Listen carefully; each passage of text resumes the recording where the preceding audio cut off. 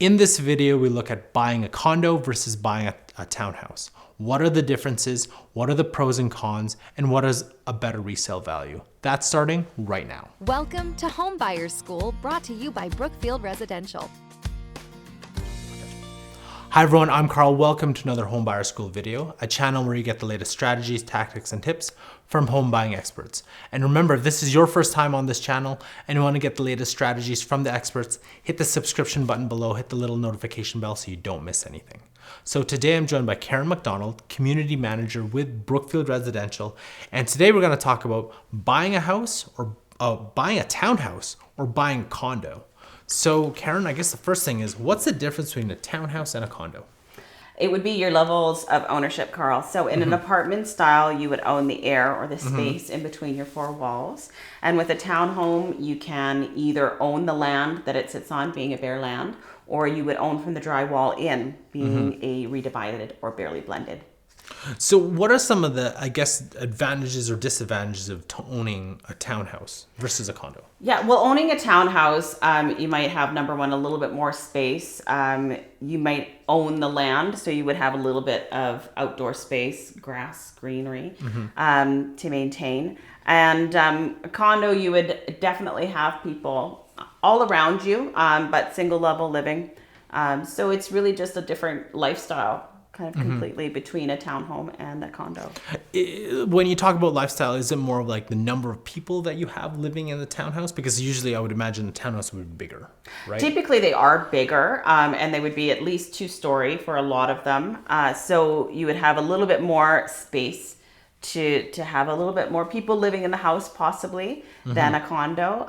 It would also be the amount of people in the building. So in a condo style, you would have likely a parkade. Again, you could have amenities within that building as well too. So lifestyle being that in a condo, you could have amenities and everything, but living in a high rise, low rise kind of situation with a lot of people within that building. Or a townhouse, you have more like a single family residence in comparison to an apartment, because it's, you're up and down and, maybe possibly just one neighbor.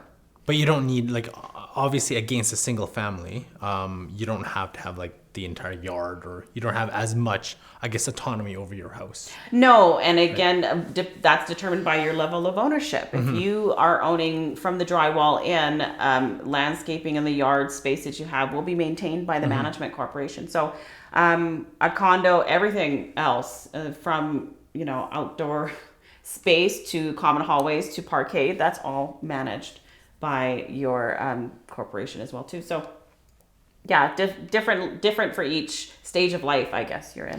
And if you want to know more about buying a townhouse for the first time, check out our video above, and I'll leave it in the description below. I guess in terms of like property taxes or fees that you need to pay from a townhouse perspective, you do have to pay property tax on. Yes, you do, and you have to pay taxes on apartments as well too. Like you have to pay it on everything. Any kind of home ownership, you'll pay taxes on it. So it may be a little bit more, again, based on unit factor shares and the size of space that you own. It may be a little bit more in a townhome, but that's something that you can do research on based on the community that you live in as well too.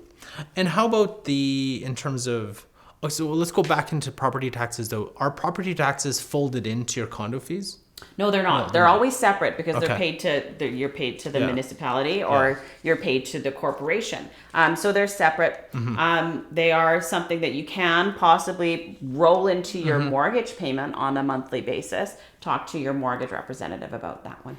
And in terms of, I guess the final question, in terms of resale value, which has a more resale value, a condo or a townhouse? It's going to be something that's individual to each and every person. Somebody's going to love an apartment for its single level, for possibly the amenities, for the location that it's in, proximity to work or school, whatever.